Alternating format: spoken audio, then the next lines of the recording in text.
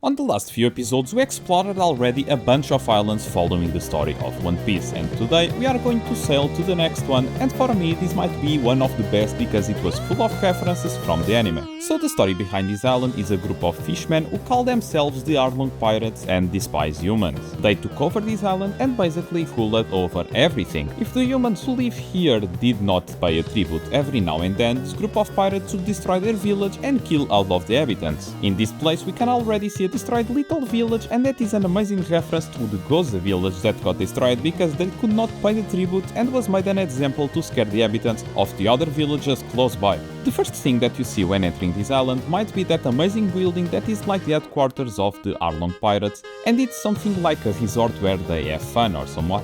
And this building is very accurate to the anime and I love it. Another place that exists in this island is the Kokoyazi village, and it's home to one of the main characters, Nami, who unfortunately saw her mother being shot in the face by Arlong when she was just a child.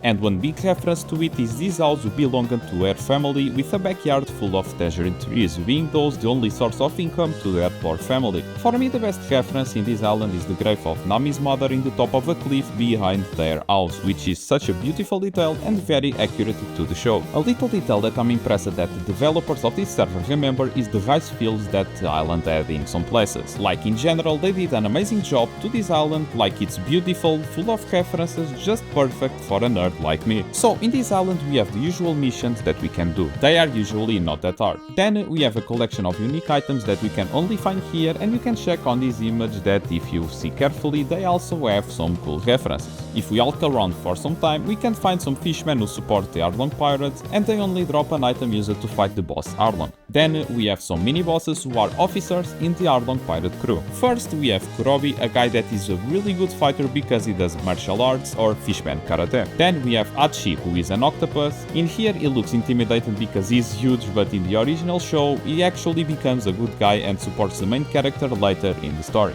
Then we have Chu, a guy that spits water bullets, and he might be the most annoying one to fight because it's a ranged attack and gives massive knockback. For these mini bosses I can provide you a little map with all of their spawns, or at least the ones I found. Hope it helps. And then we have the final boss, Arlong, literally a shark that hates humans, and that we fight inside the main building of the Arlong Park. A reference to the place where Luffy defeated him. And once he's gone, we completed this island. In here you can also farm the fishman armor, who obviously I got it, and then once you finish the collection you win an amazing flex tag, the Arlong Park tag. I should also mention that I only managed to finish this collection because of one of you guys. Copsy decided to help me and gifted me the Octipet that I was missing, so everyone should have a friend like Copsy, he's amazing. If you still are watching this video it means that you enjoyed it and you will probably watch the series, and from now on the videos will be a little smaller because I only cover one island per video to have more content to post, and every island takes more and more time to complete. But now I will also talk about my island. So as you know by now, as players have also a private island that we can use to build stuff and farms to upgrade our stats and make us stronger, being that fundamental to the future islands. Like I feel like I am getting weaker and weaker because the islands are getting harder and harder. So one way to upgrade our stats is to upgrade our pets, and for that